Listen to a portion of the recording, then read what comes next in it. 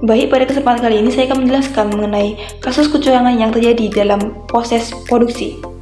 Pada tahun 2014, Kobe Steel, yang merupakan salah satu perusahaan besar yang ada di Jepang, kedapatan melakukan kecurangan pada proses produksinya, yakni di bagian quality control dan pelaporan hasil produksi.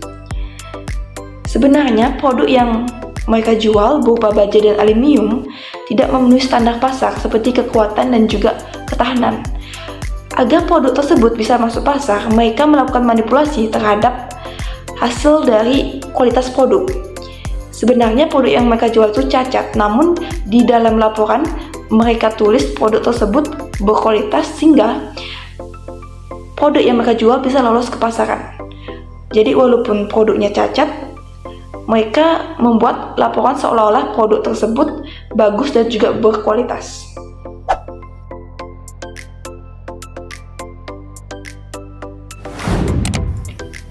Kasus Kobe Steel ini udah berlangsung selama bertahun-tahun, yang dimana ini menandakan bahwa adanya kelemahan pada sistem pengendalian internal perusahaan yang dapat dianalisis berdasarkan konsep Choso.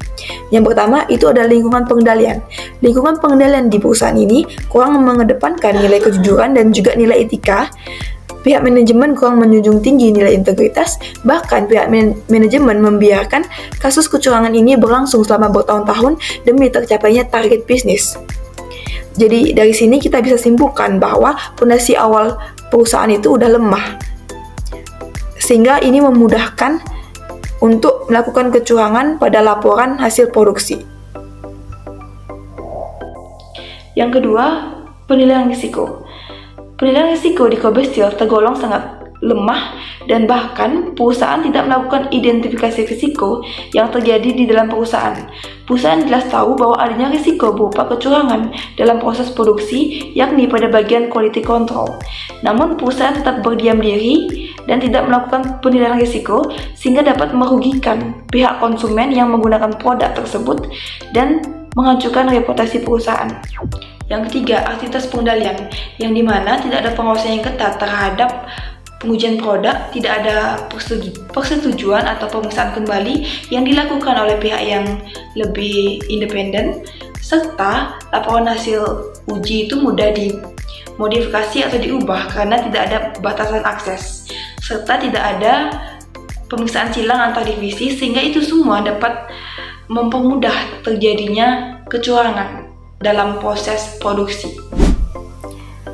Informasi dan komunikasinya juga bermasalah, yang dimana data yang disampaikan ke pihak manajemen dan juga pelanggan tidak mencerminkan kondisi yang sebenarnya. Komunikasi internal yang jujur tidak terjadi, dan informasi penting tentang penyimpangan kualitas produk tidak pernah dilaporkan dengan benar. Baik, jika dilihat dari sisi pemantauan, perusahaan ini bersifat reaktif, yang dimana tidak ada audit internal atau pemantauan yang dilakukan secara berkala untuk menanggulangi bila terjadinya penyimpangan. Jadi sistem ini tidak dapat mendeteksi adanya penyimpangan dalam waktu yang cepat. Bahkan masalah ini baru terungkap setelah dilakukannya investigasi dari pihak luar. Ini membuktikan bahwa kegiatan monitoring dalam perusahaan ini tidak dilakukan dengan efektif dan tidak memadai.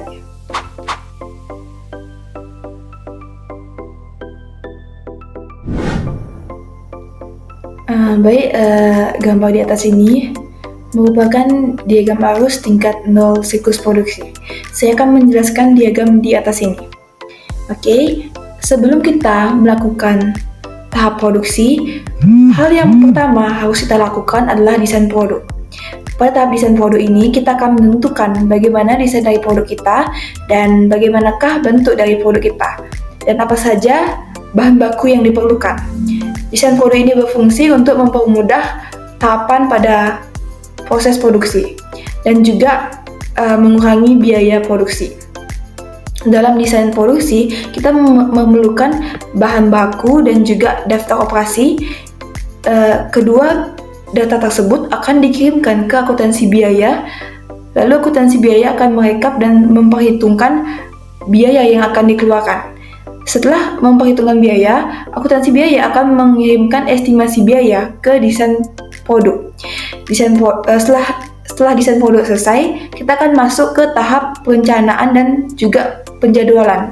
Pada tahap perencanaan dan penjadwalan, kita memerlukan data pesanan pelanggan dan juga perkiraan penjualan yang didapat dari siklus pendapatan.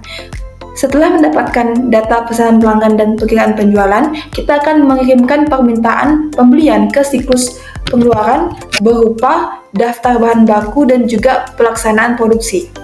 Pada tahap perencanaan dan penjadwalan, kita memerlukan tenaga kerja.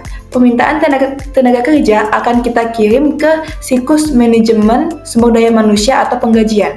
Kemudian, siklus manajemen sumber daya manusia atau penggajian akan mengirimkan tenaga kerja yang tersedia ke tahap perencanaan dan penjadwalan. Setelah semua rencana sudah disusun, bahan baku tersedia, tenaga kerja siap, dan pesanan produksi diterbitkan, selanjutnya akan masuk ke operasi produk. Operasi produk akan menghasilkan WP. Jadi pada tahap operasi produk ini, kegiatan produksi dilakukan secara nyata, bahan baku mulai diolah oleh tenaga kerja sesuai dengan prosedur yang sudah ditentukan sebelumnya di daftar operasi. Kemudian, kartu jam kerja, kartu pemindahan dan permintaan bahan baku akan dikirimkan ke akuntansi biaya. Jadi akuntansi biaya ini akan merekap semua biaya yang timbul dari proses produksi seperti bahan baku, biaya tenaga kerja, dan biaya lainnya. Kemudian, akuntansi biaya ini akan membuat laporan ke manajemen dan hasil dari perhitungan itu akan dibuatkan harga pokok produksi untuk membuat sistem buku besar dan juga pelaporan.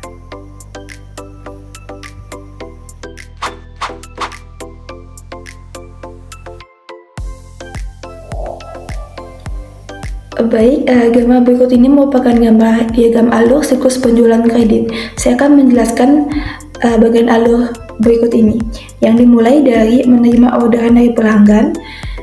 Ketika sistem menerima orderan dari pelanggan, sistem akan membuat surat order. Surat order yang dibuat terdiri dari 4 rangkap, yakni surat order 1, 2, 3, dan 4. Surat order 1, 2, dan 3 akan dikirimkan ke bagian gudang, sementara surat order nomor 4 akan dikirimkan ke bagian penagihan. Pada bagian gudang akan menerima surat order 1, 2, dan 3 yang kemudian akan menyiapkan barang. Setelah menyiapkan barang, surat order 1 akan dikirim ke bagian pengiriman, surat order 2 akan dikirim ke bagian penagihan, dan surat order 3 akan disimpan permanen berdasarkan nomor.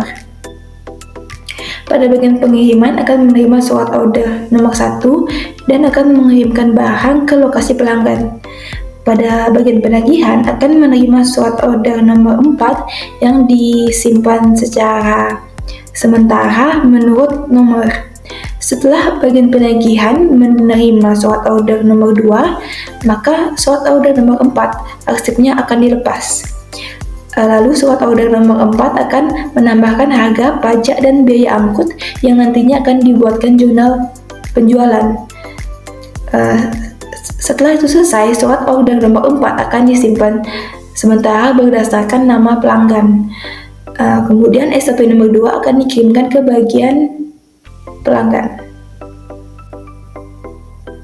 Lalu pada bagian pelanggan akan menerima surat order nomor 1 berupa barang orderan dan menerima surat order nomor 2 berupa penagihan. Lalu siklus pun selesai.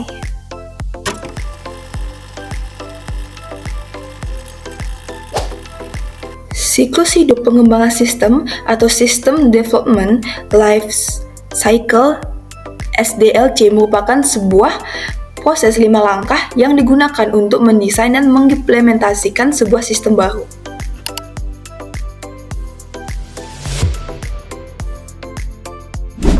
Yang pertama adalah analisis sistem.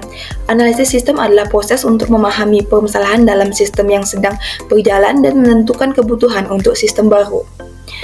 Dimulai dari penyelidikan awal untuk mengetahui apakah perubahan diperlukan, Dilanjutkan dengan survei sistem guna melihat proses yang ada.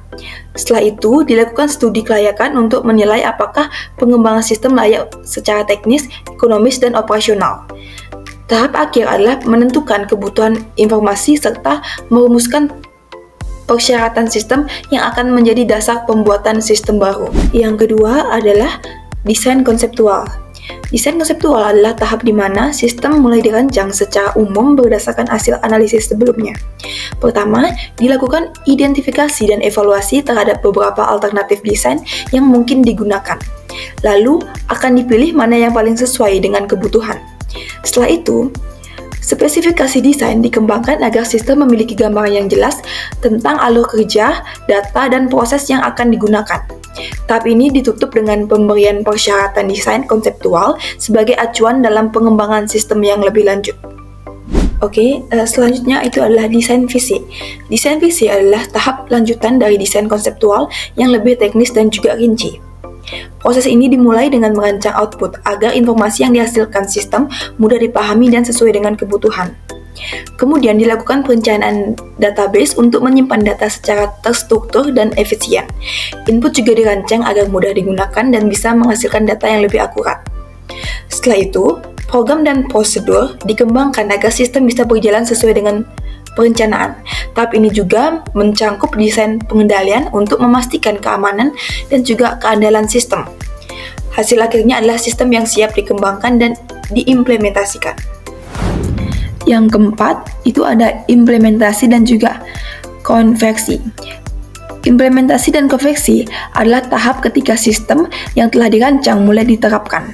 Diawali dengan menyusun rencana implementasi yang mencakup jadwal, tanggung jawab, dan juga strategi peralihan. Perangkat keras dan lunak kemudian dipasang sesuai dengan kebutuhan. Personel yang akan menggunakan sistem akan diberikan pelatihan agar dapat mengoperasikannya dengan baik. Sistem yang telah dibuat akan diuji untuk memastikan sistem berjalan sesuai dengan yang diharapkan. Setelah itu, sistem lama secara bertahap akan diganti dengan sistem baru hingga akhirnya sistem operasional siap digunakan secara penuh. Tahap yang kelima itu adalah operasi dan pemeliharaan. Operasi dan pemeliharaan adalah tahap setelah sistem mulai digunakan. Sistem dijalankan sesuai dengan fungsinya, lalu akan dilakukan peninjauan pasca implementasi. Untuk menilai apakah sistem tersebut berjalan dengan baik atau tidak. Jika ditemukan kekurangan atau kebutuhan baru, sistem akan segera dimodifikasi. Pemeliharaan akan dilakukan secara rutin untuk memastikan sistem tetap berjalan lancar dan sesuai dengan kebutuhan. Jadi pada tahap ini adalah tahap untuk memastikan sistem terus disempurnakan dan tetap berjalan lancar sesuai apa yang dibutuhkan oleh perusahaan.